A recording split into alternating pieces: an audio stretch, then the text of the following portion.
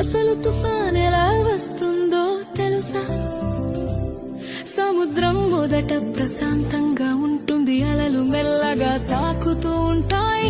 కానీ సూర్యుడు బాగా వేడెక్కితే సముద్రపు నీరు కూడా వేడిగా మారుతుంది. ఆ వేడి నీటి మీద ఉన్న గాలి కూడా వేడి అవుతుంది, పైకి ఎగురుతుంది. గాలి పైకి ఎగినప్పుడు కింద ఖాళీ అవుతుంది. అప్పుడు చుట్టుపక్కల చల్లని గాలి ఖాళీ నింపడానికి వస్తుంది. ఇలా గాలి ఎగరడం దిగడం మొదలవుతుంది. అలా తిరుగుతూ తిరుగుతూ ఒక పెద్ద చక్రంలా మారుతుంది. మొదట్లో అది సాధారణ మేఘంలా ఉంటుంది, కానీ కాసేపటికే ఆ మేఘం చీకటిగా మారుతుంది.